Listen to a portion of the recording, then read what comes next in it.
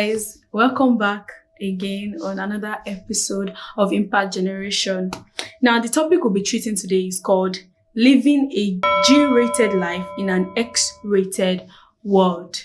Now, before we go into our topic fully, remember last time I told us about a wise old man and the land of wisdom. Okay, this man is back again for another wisdom talk.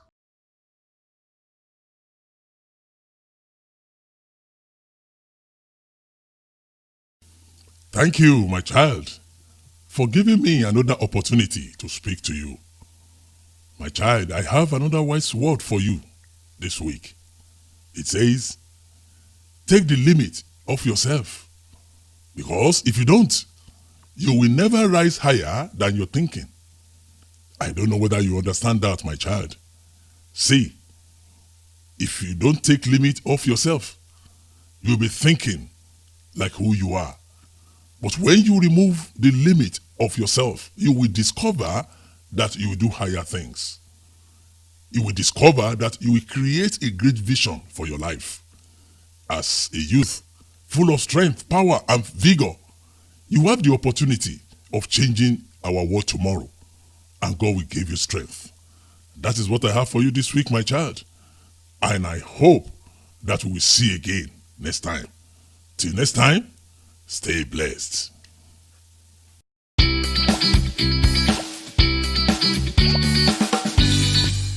Okay.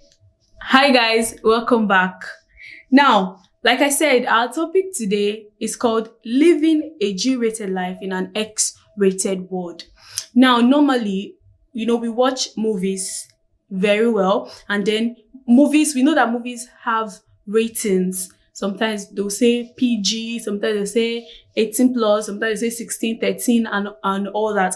Now, when they say something is X-rated, any movie you see that it is X-rated, it means it contains all bad stuffs, nudity, anything bad is in that movie. Now, but when they say G-rated, that is general. Anybody can watch the movie. It might even be an animated movie, it might be a normal movie, but anybody can watch it. But today now, when I say G-rated, I am saying God-rated life.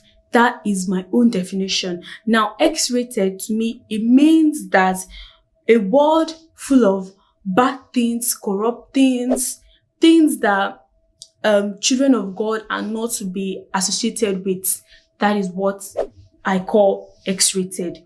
Now, today, I'm not saying, how can you be, how can you be of God? How can you live like a God-related life in this kind of world that we have that is an X-rated world? That is what we are treating today. Now, number one point is you need to have beliefs. Now, guys, we can invite our parents to listen to this topic today because it concerns them more. Because we need them to listen to this so that they can know what to do for us. Now, number one, I said you need to have beliefs. Now, it is the job of our parents to shape us into what we can believe.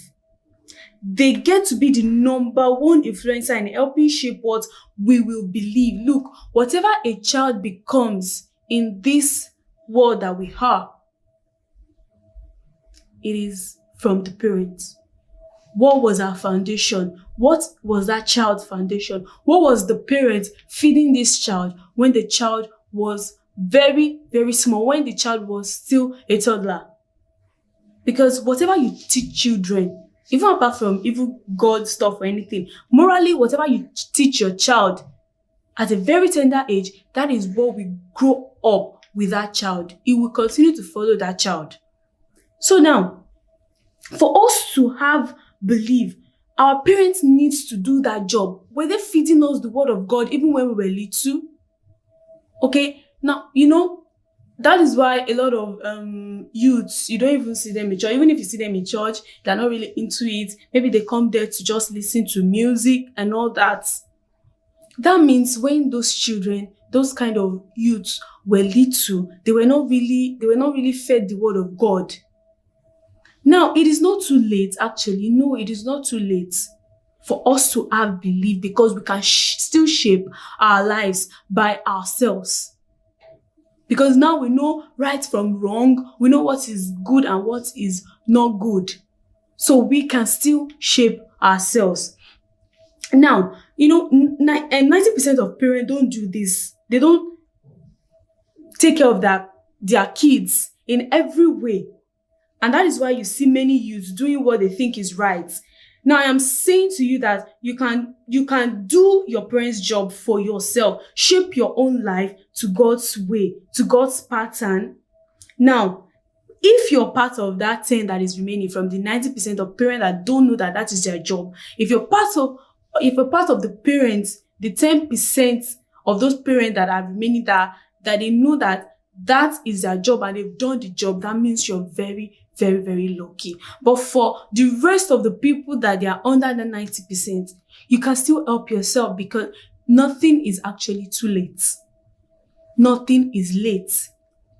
Have believe in God, because a lot of youth don't actually even believe in God. They don't. That's why you don't see them doing what God wants and doing what will please God. Now, our second point is you need people who will be present in your life. For a child to be successful, they need someone to guide them. No child can do it on his or her own. Sorry. We can't do it on our own. We need somebody that will guide us. Now, when there are so many parents actually that all they know is their career, my job, my this, I need to work, I need to go to work. Then they live the life of their children in the hands of maybe their help, or the maid, or whatever they call the person, or the nanny. Look, children can become anything. We youths, we can become anything. So that is why we need somebody to guide us, to tell us that this is right and this is wrong. Now, I'm reading what I wrote here. One major factor in an unhealthy youth's life is the lack of time their parents or a significant person spend with them. It might not even be your mother or your father. It can be your auntie, your uncle. Somebody must be there for you to guide your life.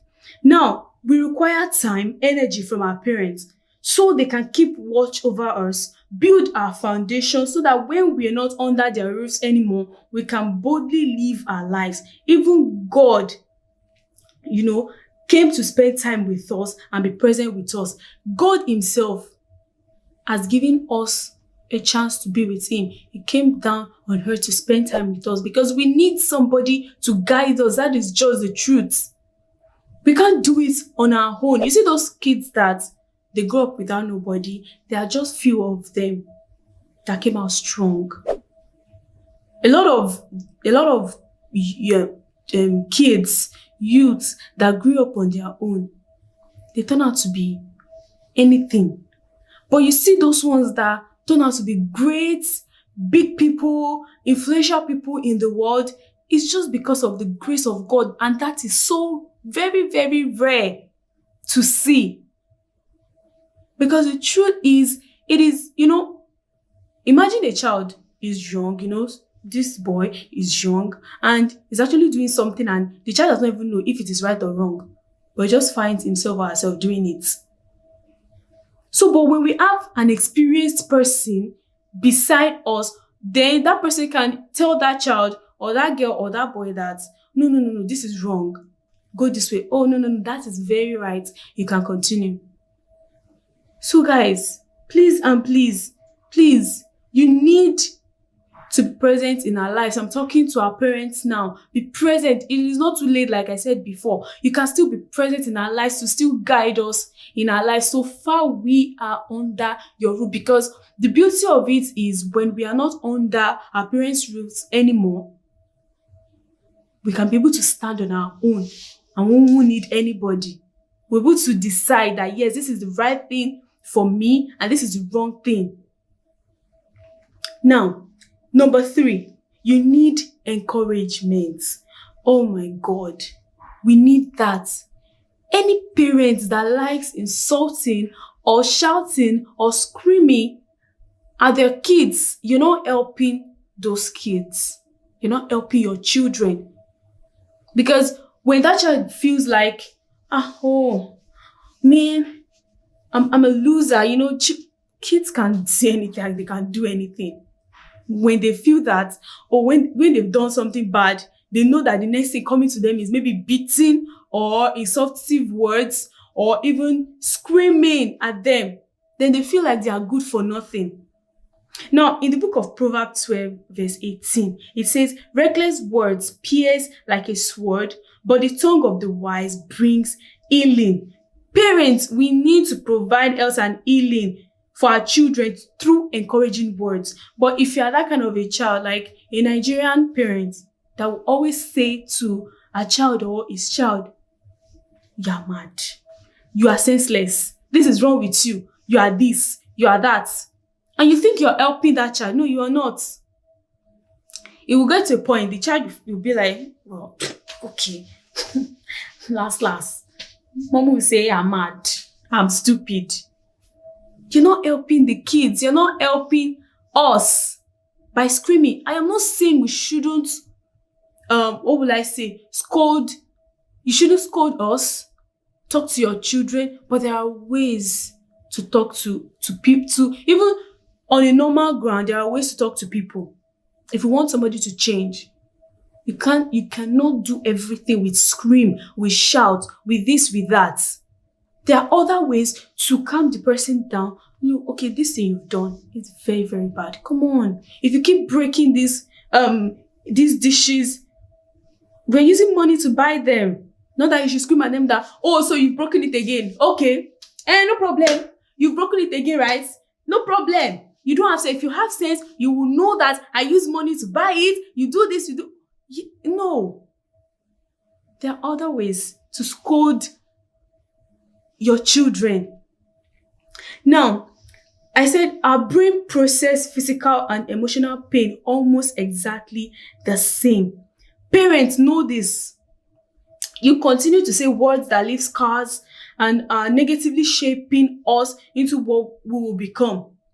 Now, if you are that kind of a parent that, you curse your children, there are some parents, yes, that even go as far as cursing them because they are angry. Now, after that anger, what do you gain? Actually, nothing. What you've just done is you just left a scar in that child's brain or the body or anywhere. The child will keep remembering what you've done, and it's not something that the child will wake up one day and say, I want to become somebody great. No. The child will be like, I'm not good for nothing. Even my parents curse me every day. So what's the point? Please, I'm not interested. I don't want to do. That is what it does. Even us ourselves, when maybe somebody insults us outside, I'm talking about parents, and when maybe your colleague at work mistakenly insults you, you feel so bad. Now imagine they are now us, your children, that you say that to almost every time. No. Now, the last point is you need discipline. We need discipline. Youth, we need discipline. Most people don't have discipline. They don't have morals, and it's because there is no discipline anywhere. Like I said in the number 3, I said we need encouragement. Don't always scream. Don't always do this. Don't always shout. Don't always do this. But at the same time, discipline us. For us to know that what we've done is bad. Scold us in a very positive way. Because we need to know our boundaries. When we know our boundaries, then we can know outside that, oh no, I am not going to go beyond this. No. This is my bus stop. I can't do more than this. No. My parent did not teach me like that. No, I can't do that. That is why we need discipline. We need to know when to say no to something and when to say yes to something. Now, discipline has to have an instructive purpose, and love has to accompany discipline. When you are disciplined, when you are trying to scold us, okay, love has to follow. That's just it. That was what I was trying to say in number 3. You can scold us with love and not with negativity. No. Now, we also, youth, let us make it easy for our parents. They don't even have to tell you that this thing that you've done is bad before you know. You know deep down that, oh, this thing I've done is bad. We know our right from wrong. So let us make it easy for our parents to be able to discipline us. There are so many of us that when they say one thing to us, we'll start squeezing our faces, frowning, start doing our shoulder. What did I do? Is it that a big deal? Yes. For them to have talked to you like that and told you that this thing you've done is bad, you should know that yes, it is truly bad. It is more than big deal. So please let us make it easy for them. Now, if you can follow all this is how you can actually live in this kind of world peacefully. Having a God-related life, a God-rated life, that is how you can have that kind of a life in this kind of world, because this world is just so corrupt and a lot of things are happening every day. So you have to know your ground, your stand. You have to help yourself. So guys, go again to this week and then process these words again and then put it in your life. Use it in your day-to-day activities and you will see that you'll be filled with love, with peace, even with happiness. So guys, this is the end of today's episode again. So I will see you in the next episode. Bye.